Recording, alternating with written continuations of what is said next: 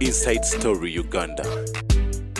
real source of political updates. Mwemuli Indwa is always on the defending side. At times it's to the worst, I think. Nebidala, Onagamba, you can hardly grasp any substance from some of those aspirants. Yakasvante Joseph. Well, njagala tuwumbe katono nyono bulindako njagala tuwumbe mweda chika biri. Yes, bano bonna bavuddeyo, but I need to pick your thoughts. Where do you think concentration y'abano weyandi badabye gwenze ekifo ky'obukulembeze bw'eggwanga biki bye bali badde bateeka kesera mu kaseera kano dakiika biri? Honorable Bwanika. Nga bwe nakugambye nti kibayitibwa president ye pinnacle ya decision making in a country. In fact, waliwo niyanga nti wavuganyako yali badde ayagala kulaba ku kifo ky'obukulembeze bw'eggwanga. Sibuvangako nabaga nywa kacyayi obuji obuwola era baneraliikirira nkyabukebera ndabe boze kyenkanawa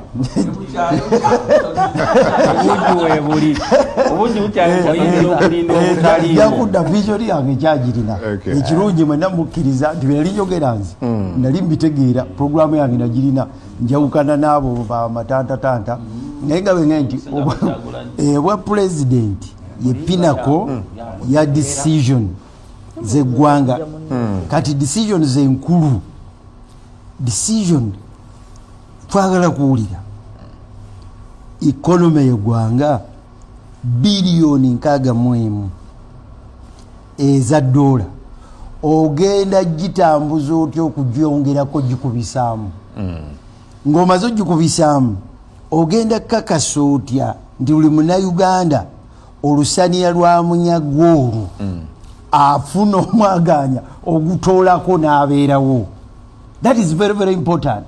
Omanyi economy bagikulaakulanya batya ogenda kukwata otya kye bayita international relations. You are dealing okolagana n'ensi bagiyita America.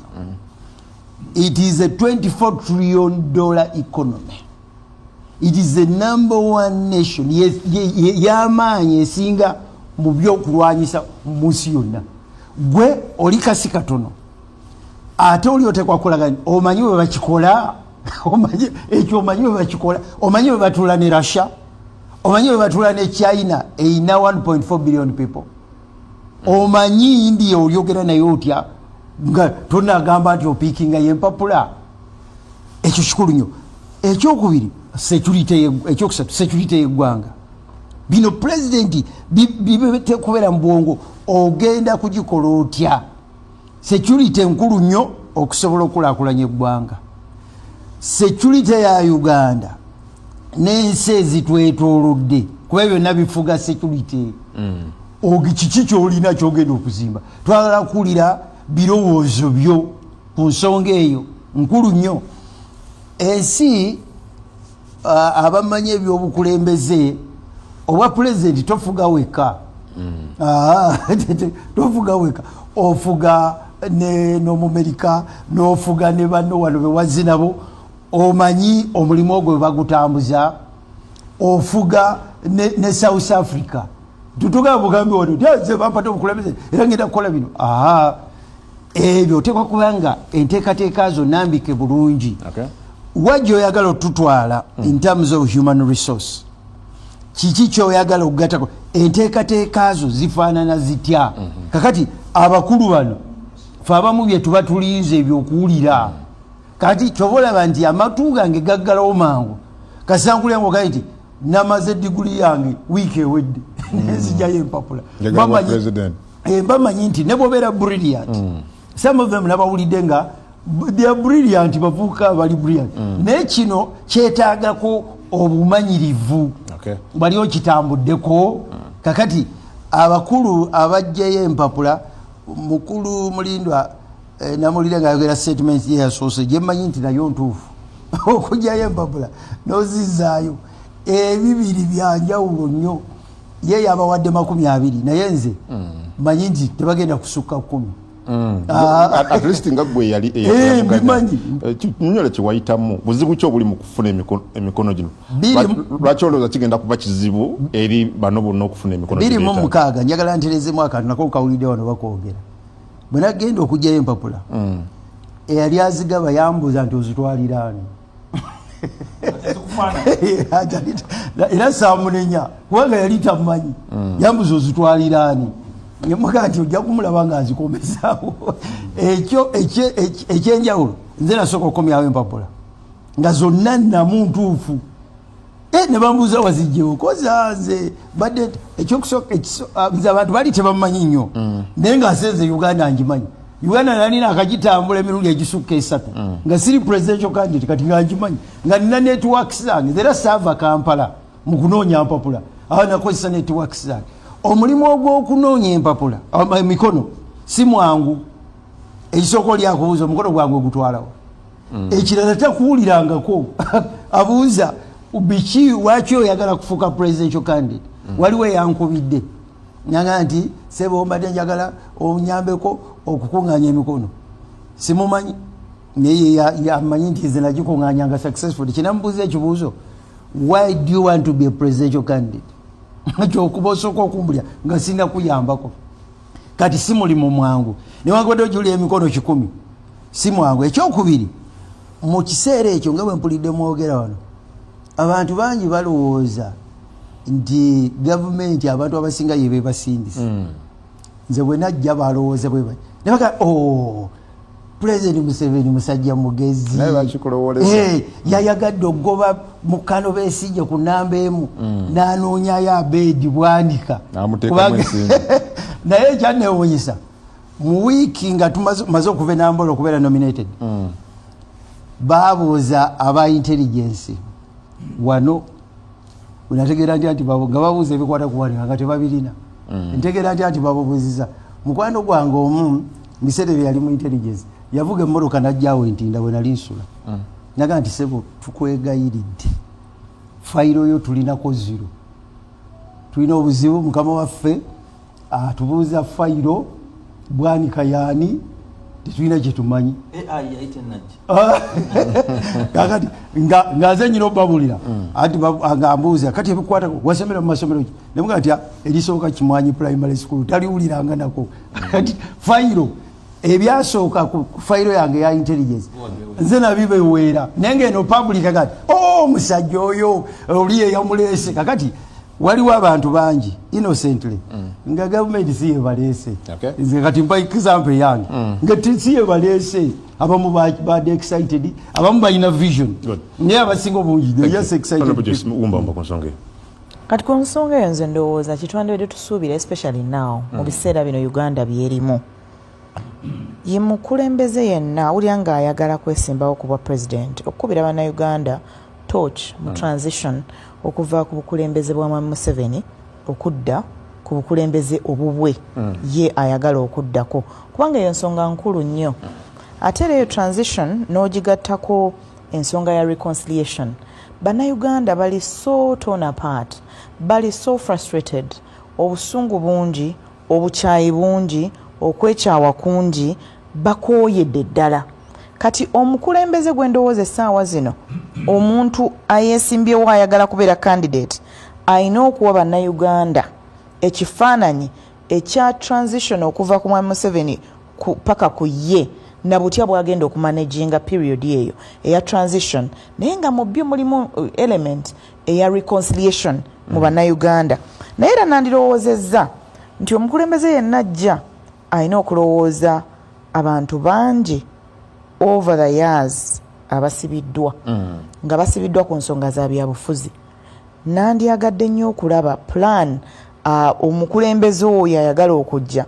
ku ngeri gyagenda okuyimbulamu abasibe abasibiddwa okumala emyaka nga basibiddwa ku nsonga ez'ebyobufuzi naye n'okulowooza ku bukulembeze bwesigamiziddwa ku nkola eya federal ndowooza nti ebintu ebyo omuntu kwa kati ebirala byonna Dr. Abedi nga bw'abyogedde economy definitely toyinza kwagala kubeera mukulembeze wa ggwanga nga tobitegeera toyinza kubanga oyagala kubeera mukulembeze wa ggwanga nga tolowooza ku nsonga ya security so nze ndowooza nti bino byonna nga bw'abyogedde bw'obigatta ku points ezo ze nkugambye transition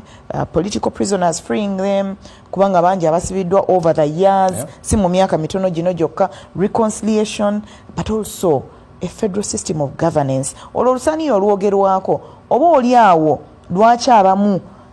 tebalufunako batuuka ng'ebifi byaweddewo kubanga tewali nkola eyamba bitundu ebyenjawulo mu Uganda nabo kubanga biganyulwa. Honorable Mbidde, olowooza ki ku proposal ya Honorable Bwaniko nti oba oliawo ke kaseera okwongera okukalubyamu natti ku bisaanyizo eri ababegwanyiza ekifo ky'obukulembeze bw'eggwanga? Kyekiseera n'ekirala nga ngenderera mu kiti ekyo eggwanga liteekeddwa okulowooza ku legal reforms entuufu ezisobola okuvaamu abeesimbyewo nga bategeera n'ebibagenda okukola ng'oggyeko ekyessente twetaaga okwongera enkola engeri y'ebyokulonda. Muganda waffe Mulindwa ayogedde nti ababaka ba palamenti be basalawo naye tekirina kuva waggulu bali ne bababuulira ekyokukola ye pulezidenti kati nge South Africa ate ye pulezidenti amanya yaafuna mafune ye n'alondamu bw'ogenda Mozambique ate yo palamenti yekimala pulezidenti n'amanya bw'ogenda Senegal bwe tuba twagala okukyusa obukulembeze tuleme kukola nga abalowooza nti pulezidenti Museveni ajja kusigala nga yaaliwo. Tuteekeddwa okulowooza nti waliwo olunaku lwajja okuba nga si mulamu naye olwo olunaku bw'aba nga si ye pulezidenti tutuuka tutya ku bwa pulezidenti bwa Uganda. Nga njagala kwongeraku waliwo ekintu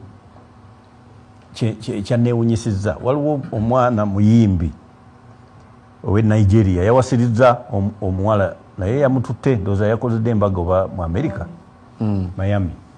n'amutonera ekirabo kya ssaawa naye nga ya milioni za wano 1,100 essaawa emu. Nagenze okuzuula nga ye yennyini kitaawe y'omu ku bannaggaga b'e Nigeria bamuyita Adeleke.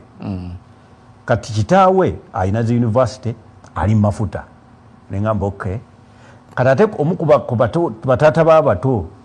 ate ye Dangote era naye ye muddugavu asinga obugagga mu Uganda mu nsi yonna. Kati n'omwana naye mugagga muyimbi naye akola business naye ekisinga okubayamba bo nti ne bw'oba otunda bucupa nga buli mu Nigeria bamugambye kyetaagisa okuba omulamu nywa akacupa k'amazzi. Nigeria erina abantu milioni 2.5 mu something. Kati kitegeeza nti ogenda okufulumya obucupa ng'abaagala obugula milioni 3 beetegesa obugula. Ne bw'otunda kamu buli muntu ng'okamuguzizza osobola okukola milioni 3 ku olwo lw'otunze. Kitegeeza nti kijja kubeerera kizibu gwe omuntu amanyi ekyokukola e Nigeria okubeera omwavu. So naffe wano bwe twali tulowooza nti abakulembeze balowooza ku kugatta East Africa naffe tuweza abantu milioni 3.3 nga bwe bali mu nsi zino 8. Kitegeeza nti mwami kungu ne bweyogere obwogeze ekigambo nti kino abantu milioni 3.3 bakisasulira essente oba ku social media oba luddawa abantu bagagawale. So omukulembeze addako alina okuba nga ategeera kyekitegeeza okugatta amawanga okukola obutale obuneneko. Nange ngatta ku baganda bange bye boogedde kati saawa eno okulonda okujja tetugenda kufuna mukulembeze oyo. Saagala tulimbe bantu nti tugenda kulonda ate oyo omukulembeze tumufune nedda. Kati kye tugenda okufuna bano bo banoonya balinga abagenze kati abaguddewo research paper kati bagiwadde abeesimbyewo buli omu ayogere department etakoze bagiwulire. Kati ekigenda bayamba nti bagenda byogera tibabimanyi kigenda bayamba bagenda kwa tebabimanyi era nga bo boogera nti vaako naye ffe kati ba intellectuals mu ggwanga tuddeyo buto tutuule tulowooze not for the next election but for the next generation. Nze sirina bbugumu lya kulonda kujja nga nzire Honorable Tamaguzi tolina bbugumu ere but how far do you think they can go? Bana bali mu kujja empapula ne aspirations zaabwe olowooza basobola kutuuka awamu kujja mu Museveni mukulembeze? era naye alabika aseka kuba kati naye yennyini amanyi nti ekimubeeza mu bukulembeze sizina empapula ku mateeka agaliwo si bye ebimubeezaamu oba omujjamu naye ye akola kintu kimu bye bagenda okulangirira akoze atya baleme kubaawo okwekalakaasa kyovulaba mu geta agenda n'akeberayo n'ateekateekayo tewavaayo okwekalakaasa mu balutamaguzi n'abateekateekamu abalingiza bwe bamukolayo ekijejeje n'abakwata ye kyakolerera kulaba nti teri kwekalakaasa nga balangirire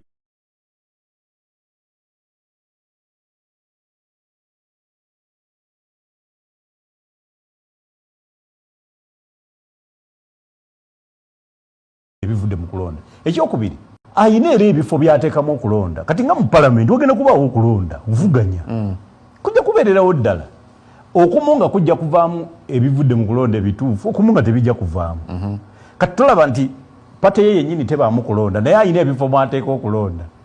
kati nga seeke ogenda okuwulira bavumagana ebifo naye bambi teriiyo ogani yonna mu NRM pate gyayinza kutya nti egenda tuula nga abiri mu nnyumba abasajja agenda kuŋŋamba ki ate bo be batya nti omukulu tunamusanga mu muddu ki so kakati ye kati ebintu byonna bimutambulira nga bwe yabibala ffenaffe tulina okubaga kati bitutambulire nga bwe tutandise okubibala tuleke tugende mu maaso. Honorable Ruta. Yes. Ekisooka ebyobufuzi bye byetooloolerwako buli kimu bino byonna bemwogerako economy good neighbor biki byonna byetooloolera ku kintu eki falukuramu ebyobufuzi ebyobufuzi bwe mubeera sitaaka tewali kijja kutambula bamwerimba mweka ne bwobeera n'ebyobufuzi nga biramu ne bwobeera n'ekonomi nga namu naye nga ebyobufuzi bifu oba weerimba weka abakuba ekinyonyi kino kiŋŋaali nabuuza ekibuuzo nti lwaki kiŋŋaali kino baba kikuba kiba kiyimiridde ku kugulu kumu ate okulala nga kulaga ng'okudda mu maaso ne baŋŋamba nti abaaliwo mu biseera ebyo baali batunuulira nti Uganda yali emuvinga forward kati kyekiseera okukuba ŋŋaali ng'ayimiridde bulungi ku magulu g'abiri okulaga ekifaananyi ekiriwo tituli stuck. Let's not be confused, deceived. We are stuck as a country. Kasita order systems. Kasita order systems. Neo creating about individuals nga bali more powerful than institutions. Then the country is gone. Kati olwaleero Mwami Museveni takyalina abawabuzi. Era nene babalonda bakomeyo in fact bamulengirako bulengezi nga the other time twanako ne minister mu parliament nga minister complaining nti tasobola kulaba president abalengerera eri okujjako kano kakulimuke akatonotono kakirizamu kati wano we tuli nga abali mu lyato nga lirimu classes 2 waliwo executive ne economy economy ku lyato bwagamba waliwo ekituli kyendabye executive ona atudde eno naye alina okufaayo agambe ekituli ekirimu economy kizibikiddwa kubanga ffenna tuli ku lyato abasajja kasita bata systems ne creating individuals nga they are more powerful than institutions ne batandika okuluutinga with a lot of impunity ne banansi ne bakkiririza kati banansi abasinga majority bakkiriza nti bo Uganda balina kugitunuulira butunuulizi ebikolebwa ebigenda maaso kati eno mu byobufuzi ebiriyo abajjeyo empapula I believe 99.8% tebagenda zizaayo n'abamu ku bo nalabyeko atakwatangako ku miliyoni 2 ezeetaagisa mu bulamu bwe kati zikwatangako kati abo tukkirize nti kati abantu politics bagambye nti byakuzannyamu buzanyi bw'olaba population ng'eluuzinze interest mu politics ng'ate politics ya steeringa mu buli aspect yonna eya society omanya we muli si wangu olwaleero interest nga bajja empapula anti nkugambye nti abo abasinga most of them are sponsored by the state abo abasinga abantu ba Museveni abasindiseeyo abo era ye olubereberye Mwami Museveni General Museveni kyasooka okukola yali agala tutamisa kalulu nga tugambe mu tetujja kwetaba mu kulonda era gwe nateranga nnyo okulira ng'okuba obugundi buliwe nagamba ngambu naneetaba nedda akalulu ku mulundi guno ne ballot paper ne banagiteeka mu kamwa kaggoonya tulina ogijjayo okulonda ne bagamba nti kugenda kuba mu Bermuda Triangle etagenda bantu ne baddanga balamu era tujja kugendayo kyekyatusooka okuwa assurance kuba kye basooka okukola babantu batamisa okulonda bajjeemu essuubi babe nga buli omu ali confused wamba abantu nga bwe nalabye omusajja wa intelligence nga obadde yogera kalike wagamba nti aneetaba mu kalulu kano ajja kuba omubuyabuya ow'ekyasa nga bajjayo biri bye nali njogedde nga balonze ba commissioners ba NRM they are all gumiikiriza sebo oyinza okuba nga gwemu kwekyo kyani njogerako ba commissioner abaali former members olwo anti kugambye nkikunyonyola bino biba instigated by the state balonda ba former members of parliament okuba ba commissioners ng'ekisanja kiweddeko okwaliko nalebo Kasule omumanyi wenansa nambuya kati state nekiteekamu amaanyi mbwetugire ffenna tutye mbutuzire okulonda ng'omukulu wali aleete bano ab'olusaniya n'abalala ayise bagende olaba ab'olusaniya be bamuvuganya n'olwekyo omukulu agize kakati ffe kye twagala okwashiwalinga this is our country Uganda ebaddewo era ejja kubanga wejja kubaawo oba wetuli oba tetuliwo Uganda will stay kati ffe kye twagala okwashiwalinga bannansi naddala abo kuba wabaddewo ababadde balowooza nti Museveni is a semi-god abamu bamutya n'okumutya kati nolaba omusajja muto twagala kuba wa assurance wuliriza sebo kyemaliriza nakyo nti ne bwe bajjayo abantu emitwalo ebiri ne bajjayo forms some of them they are mediocres bazanya buzanyi kazanyo ngoli gwalabye agenze mu electoral commission oba yaddeyo kitumbuwa oba chapati nga bweyegayagaya bwati nga newo akajiko k'okulonda omubuuza don't you think nti ono akukene kati ebiri wano byakatemba abalenyo mwamulindo in just a minute ekisooka omuntu gw'otawulirizanga n'omuwa obudde bwe yerutamaguzi bweyogera ku by'emmwanyi wano wabiwulira bwe baamuwa transport agenda entungamu yawaana ekyuma era nagamanyizizza allowance n'azifuna naye abantu bakole ki nze ndowooza nti omuntu anaatukulembera the messaging egenda kubeera kintu kikulu tuve mu bino ebintu by'ekito President Museveni lwe yeesimbawo abantu bagamba 1 tajja kuba ku ballot paper n'agibaako 2 campaign tazimalaako n'azimalako 3 takawangula n'akawangula 4 talayira n'alayira 5 taweza naku 10 n'aziweza emaili n'emunona n'ereeta byakulwanyisa bye ekyasembayo ne babikwasa kooti y'abantu nakali tuli awo stop fooling people the opposition must be having substance abantu baddeyo baba bagala okutufugako ekitajja kusoboka ku mulundi